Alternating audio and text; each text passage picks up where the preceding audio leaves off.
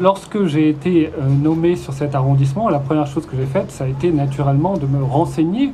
sur cet arrondissement, de me renseigner sur Saint-Dié, que je n'avais pas la chance de connaître. Et effectivement, la question architecturale est peut-être la première question qui m'est apparue lorsque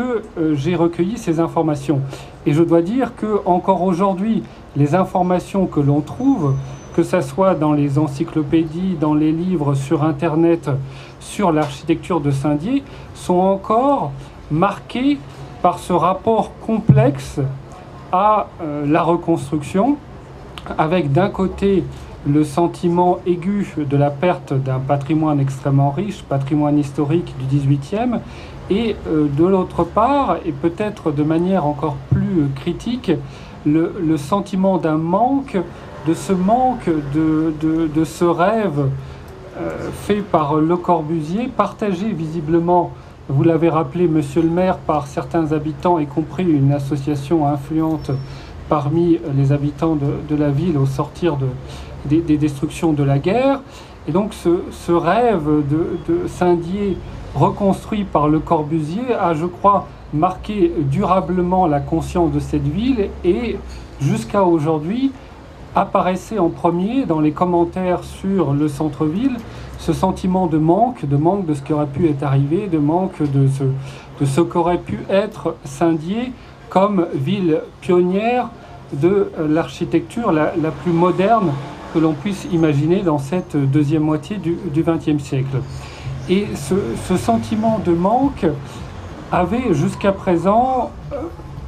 cet effet pervers de cacher l'existant, c'est-à-dire le travail qui a été fait pour la reconstruction de Saint-Dié, avec cet ensemble qui, par ses dimensions, par sa cohérence, par son caractère préservé, et je crois assez exceptionnel, que ce soit à l'échelle régionale comme à l'échelle nationale. Et le label que nous avons dévoilé aujourd'hui permet justement de remettre la lumière sur ce patrimoine de la reconstruction, et je crois de débuter un chemin qui nous permettra de le mettre en valeur, d'assurer sa préservation pour les générations futures, et de faire en sorte qu'il soit un réel atout, à la fois du point de vue culturel et patrimonial, mais aussi du point de vue touristique, avec une stratégie qui doit se développer sur cette base. On sent bien que dans un arrondissement qui jusqu'ici s'était pensé avant tout comme un lieu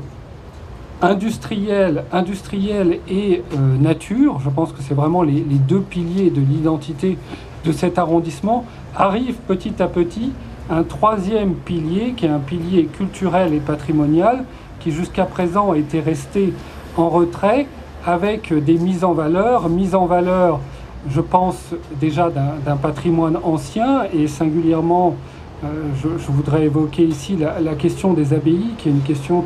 qui revient fortement sur le devant de la scène, et on voit bien comment un patrimoine qui avait été caché jusqu'à présent par une histoire industrielle glorieuse sort petit à petit de son ombre et s'impose à nous avec des défis extrêmement importants. Ces mêmes défis, on les retrouve naturellement sur le patrimoine Le Corbusier, avec ce classement extrêmement prestigieux. Y a-t-il plus prestigieux que ce classement par l'UNESCO? Il n'y en a point, mais ce classement entraîne derrière une responsabilité particulière de la part de tous les acteurs du territoire, et il va falloir travailler dessus de manière extrêmement intensive les années prochaines pour arriver justement à capitaliser dessus. Et cette architecture du XXe siècle, cette architecture de la reconstruction, eh bien, c'est le troisième élément de cette redécouverte du patrimoine, et on a là, je pense, quelque chose d'une extrême qualité. Lorsque je suis venu pour la première fois à Saint-Dié, j'ai été frappé par cet ensemble, et je pense que le décalage qu'il y a entre la description qui est faite de Saint-Dié, y compris par les déodaciens eux-mêmes, et la réalité de ce patrimoine, sa qualité, sa préservation, eh bien ce gouffre doit être surmonté. Nous devons y travailler, et nous devons arriver à faire ici, dans le temps, Ça ne se fera pas en une journée ni en une année, ça prendra du temps. Mais nous devons arriver à faire ce qui a été fait dans ma ville natale. Parce que je veux dire que en tant que saint adressé, c'est-à-dire banlieusard du Havre, eh bien, j'ai été témoin dans mon histoire familiale de cette réappropriation d'un patrimoine exceptionnel. Lorsque j'étais enfant, autour de moi, tout le monde expliquait à quel point le Havre avait été sacrifié par les pouvoirs publics qui avaient refusé la reconstruction à l'identique, et à quel point ce qui nous avait été imposé d'en haut était contraire à notre identité normande, et tôt ou tard, il faudra arriver à s'en débarrasser. Quel chemin fait depuis ? Voilà. Et je pense que ce même chemin, il faut le faire ici, et